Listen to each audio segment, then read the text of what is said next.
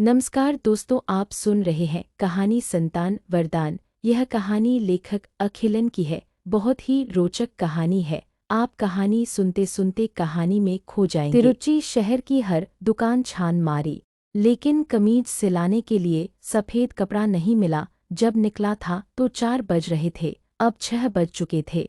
शहर की सड़कों पर चहल पहल थी। नए नए मॉडल की कारें आ जा रही थीं। कपड़ों की दुकानें, गहनों की दुकानें और रेस्तरां ठसाठस थे। गली के बीचों बीच स्थित सिनेमाघर के अहाते में टिकट खरीदने वालों की लंबी कतारें लगी हैं। फिल्म के शौकीन क्यू में खड़े हैं।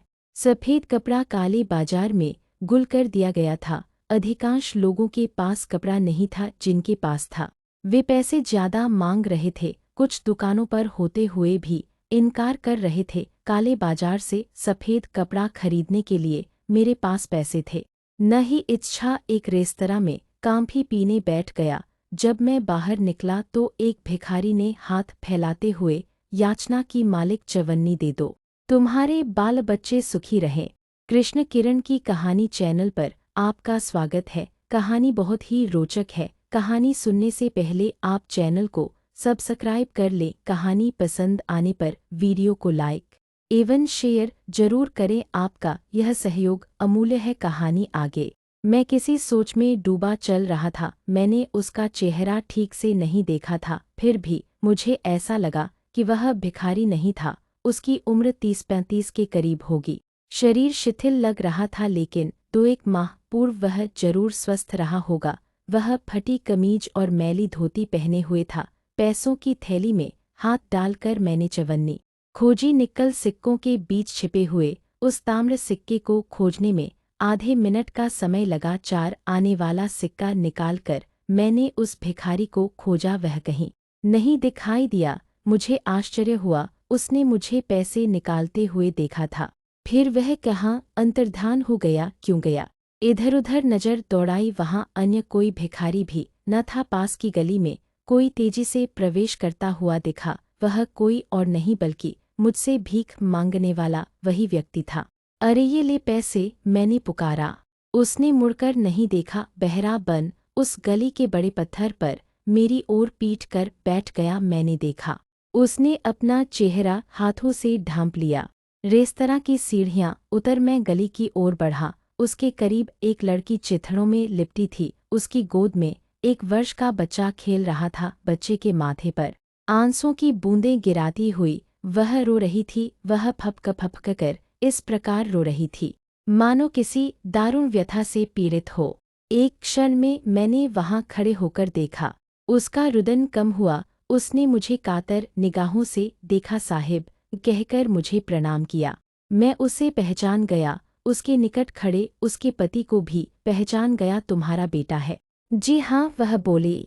अब मैं हैरान था। दुबली पतली सी वह हड्डियों का ढांचा लग रही थी। बड़ी दाढ़ी मूंछ वाले व्यक्ति की पसलियां ऐसे झूल रही थीं मानो अब गिरी। कब गिरी बगैर पूछे ही मैं उसकी कहानी समझ गया। सेलम के करीब के गांव से रोजी रोटी की तलाश में कई जुलाहे सपरिवार सेलम आ रहे थे। पहली बार जब मैंने वह दारुण स्थिति देखी थी तो मेरा मन करुणाक्रंदन कर उठा था। उसके बाद ऐसे कई दृश्य देखने को मिले जिसके चलते मेरा दिल कड़ा हो गया था। कहानी सुनना एक अच्छी आदत है और आपकी रुचि में बहुत ही गहराई है। अगर अभी तक आपने चैनल को सब्सक्राइब नहीं किया है तो चैनल को सब्सक्राइब करें और कमेंट बॉक्स में कहानी कैसी लगी जरूर लिखें। तो आगे बढ़ते हैं। तुम्हारी यह हालत है? मैंने पूछा। मुझसे कहीं ज्यादा अच्छी हालत में रहने वाले भी आज कष्टमय जीवन जी रहे हैं, उसने कहा। कितनी मनौतियों के उपरांत हुआ था। पुत्र आज एक बूंद पानी के लिए तरस रहा है, उस युवती ने कहा। मैंने उनके बच्चे को देखा। उसे देखकर ऐसा लगा कि ऐसी दरिद्रता पहले कभी नहीं देखी थी। गोलमटोल था वह। उसके शरीर को देख यह अंदाजा लगाने में मुझे देर नहीं लगी कि अब वह उस हाल में रह नहीं पाएगा। हरी भरी लहलहाती बेल एकाएक कड़कती धूप के कारण मुरझा जाती है, ठीक वैसी ही दशा उसकी थी। पिचके पेट वाला वह बच्चा अपना अंगूठा चूस रहा था। मैंने उस बच्चे के हाथ में 1 रुपया पकड़ा दिया। उस युवती ने ले लिया। कोई नौकरी हो तो दिला दो मालिक, हम दोनों नौकरी करेंगे। हमको खाना खाए 3 दिन हो गए हैं। नौकरी मिलना आसान नहीं है, जो भी हो। 1 हफ्ते बाद मुझसे मिलो, मैंने अपना पता दे दिया। पति पत्नी ने कृतज्ञतापूर्वक मेरी ओर देखा, परंतु पति के चेहरे पर अकथ्य वेदना थी। मुझसे नौकरी की याचना करने की स्थिति आ गई थी, शायद यही उसे कचोट रहा था। बाजार की सड़क पर चलते हुए मुझे 2 वर्ष पूर्व उन दोनों से हुई मुलाकात याद हो आई। श्रीलंका से जहाज द्वारा धनुषकोटी बंदरगाह पर उतरा। इंडोसिलोन एक्सप्रेस तैयार खड़ी थी। अपना सामान रेल पर चढ़ाकर मैं खिड़की वाली सीट पर बैठा बाहर के नज़ारे देखने लगा। एक ओर समुद्र का तट, झोपड़ियां, गंदगी भरा वातावरण, दूसरी ओर समुद्र का ठहरा हुआ गंदा पानी, जिसमें तैरते हुए बच्चे जो भीख मांग रहे थे, यात्री जो पैसे समुद्र देवता को चढ़ाते। वे बच्चे उनको झट ढूंढकर निकाल लेते, छोटी मछलियों की भांति उनका पैसों के पीछे डुबकी लगाना। मेरे मन को दर्द भरा मनोरंजन सा लग रहा था। मेरे डिब्बे में एक पुरुष और एक स्त्री चढ़े पति पत्नी लग रहे थे। उनको देखकर ऐसा लग रहा था कि वे संतान प्राप्ति की मनौती मांगकर रामेश्वरम से आए थे, क्योंकि उन्होंने धनुषकोटी समुद्र तट पर डुबकी लगाई और गीले वस्त्रों से हो अपने घर लौट रहे थे। प्लेटफार्म पर उनके सहायक 2 पंडे खड़े थे। पुरुष ने 5 रुपए का नोट उनकी ओर बढ़ाया। 5 रुपए ही दिए हैं, बाकी क्या? 5 रुपए की बात हुई थी। पास खड़े व्यक्ति की ओर इशारा करते हुए उसने कहा, मेरे लिए ये 5 रुपए ठीक हैं, इसको 3 रुपए दे दीजिए। साथ खड़ी स्त्री ने कहा, और 3 रुपए? 1.25 रुपया भी नहीं दूंगी। तुम दोनों को कुल 5 रुपए देने की बात तय हुई थी। उसके पति ने 1 रुपया निकालकर उस दूसरे पंडे की ओर बढ़ाया। उसने लेने से साफ इनकार कर दिया। 3 रुपए से 1 पैसा भी कम हुआ तो हम नहीं लेंगे, पहले के 5 रुपए भी वे लौटाने लगे। दूसरे पंडे ने तिरस्कार के स्वर में कहा, ऐसे कंजूसों को कहाँ से बच्चा होगा?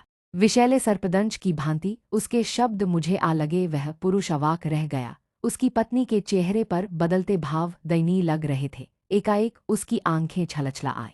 साड़ी के पल्लू से आंसू पोंछती हुई वह बोली, 3 रुपए मारिए इसके मुंह पर। इतनी घटिया हरकत से पैसे कमाने वाले वे दोनों खीसे निपोड़ते हुए चले गए। रेलगाड़ी भी चल पड़ी, परंतु उसकी रुलाई बंद नहीं हुई। उसके पति ने उसे कितना समझाया, लेकिन वह उसी तरह रोती रही। तड़पते हुए व्यग्र स्वर में बोली, ऐसे निर्लज्ज लोगों के मुंह से इन शब्दों को सुनने हम इतनी दूर आए थे। बच्चा न जन पाने की पीड़ा को मैं समझ पा रहा था। उसके रिश्ते जख्म पर मरहम लगाते हुए मैंने भी 2 शब्द उससे कहे। मेरा इस प्रकार उनके व्यक्तिगत मामले में दखल उन्हें अच्छा नहीं लगा। कुछ पलोपरांत वह सहज हो गई। सेलम में वे जुलाहे थे। पति पत्नी दोनों काम करते थे। वह हथकरघे पर कपड़ा बुनता था, पत्नी चरखे पर सूत काटती किफायत से घर चलाते थे। अच्छी बचत कर लेते थे। पूर्णविराम। उनकी शादी हुए 8 साल हो गए थे, लेकिन संतानहीन थे। पति इस ओर से बेपरवाह था, पर पत्नी ऐसा नहीं कर पा रही थी। रामेश्वरम आने के लिए 1 साल से पैसे जमा कर रही थी। पति को चाहे इस पर विश्वास नहीं था, लेकिन पत्नी की खातिर चला आया था। आप अभी तक कहानी में बने हैं। इससे यह पता चलता है कि आप नई चीजों को जानने के लिए, सुनने के लिए बहुत ही उत्सुक हैं। आप अपने काम में हमेशा सफल रहेंगे तो कहानी आगे। धनुषकोटी से तिरुचि जाने तक मैं उन लोगों से बातें करता रहा। पति पत्नी में अत्यंत प्रेम था। दोनों ने सफर का भरपूर सुख और आनंद लिया। जितने भिखारी आए उन्हें पैसे दिए, किसी स्टेशन से फूल तो किसी से संतरे का रस तो किसी से ताजी ककड़ियाँ खरीद कर वे दोनों मजे कर रहे थे। तिरुचि के आते ही हम लोगों ने जब विदा ली तो लगा जैसे बरसों के परिचित अब बिछुड़ रहे हों। वे जहाँ बैठे थे वह स्थान एक फलांग की दूरी पर था। कम से कम आज उन्हें मेरे दिए गए रुपयों से भोजन मिलेगा, यह सोचकर मुझे अत्यंत संतोष हो रहा था। सामने से बिखरे बालों सहित रोती हुई एक युवती दौड़ती हुई आई। मेरे सामने खड़ी होकर मुझे घूरने लगी। मैंने भी उसकी ओर देखा। उन आंखों से छलकती पीड़ा वह वही जुलाहिन थी। मालिक, क्या आपने मेरे बच्चे को देखा? मेरे बेटे को देखा? तुम्हारा बेटा, वही जो तुम्हारी गोद में बैठा था? हाँ, वही। उसे कोई उठा ले गया। वह कहीं नहीं जाएगा, डरो मत। तुम्हारा पति कहाँ है? चलो पुलिस में रिपोर्ट दर्ज कर देते हैं। उसे समझाते हुए मैं उसके साथ उसके निवास स्थान की ओर चल पड़ा।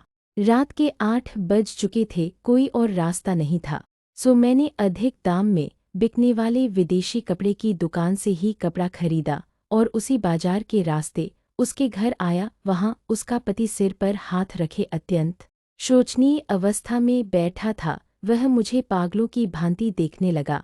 यहाँ इनके पास बच्चे को छोड़ चावल लाने गई थी, लौटी तो देखा वह गायब है, उसने कहा। उसके बाद वह मेरे सामने नहीं ठहरी, सिर और छाती को पीटती हुई पुकारती, मेरा राजा बेटा तू कहाँ गया हा? चिल्लाती दुकानों के बीच गली में चली गई। आने जाने वालों में जिसकी गोद में बच्चा होता उससे जिरह करती। रुदन और क्रंदन बढ़ता ही जा रहा था। चलो पुलिस में रिपोर्ट दर्ज कर दे, मैंने उसके पति से कहा। मैंने सब जगह खोज लिया है, पुलिस को भी खबर कर दी है। 5 मिनट वहाँ रुककर मैं घर की ओर बढ़ने लगा। कितने सालों की मनौतियों के बाद पुत्र प्राप्त हुआ था, अब कहाँ गायब हो गया। घर में जब मेरी पत्नी गोद में बेटे को उठाए मेरे पास आई तो मुझे दुकान की गली में खोए उस बच्चे और तड़पती माँ की याद हो आई। बच्चे को लेकर मैंने चूमा।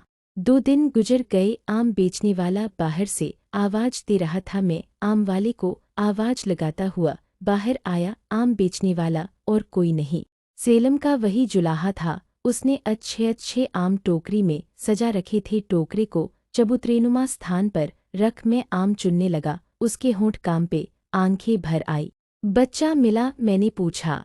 वह नहीं मिलेगा। क्यों नहीं मिलेगा?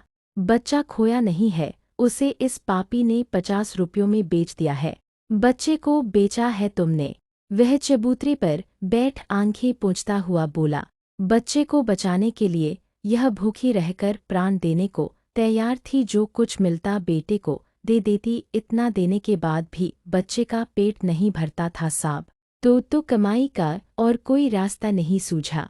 बाहर से आए एक सेठ ने बच्चे को मांगा, अच्छी परवरिश करने का वादा किया। सबकी भलाई इसी में है, ऐसा सोचकर मैंने बच्चे को बेच दिया। मेरी पत्नी को इस बात की जानकारी नहीं है। मैंने उच्छ्वास ली।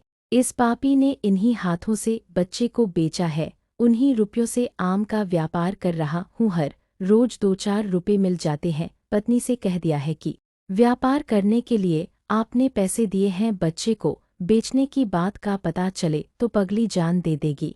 तुम्हारा मन कैसे हुआ? रामेश्वरम से मनौती मांगकर इस पुत्र को तुमने पाया था, मैंने कहा। अधूरी रचना कहानी समाप्त हुई। धन्यवाद।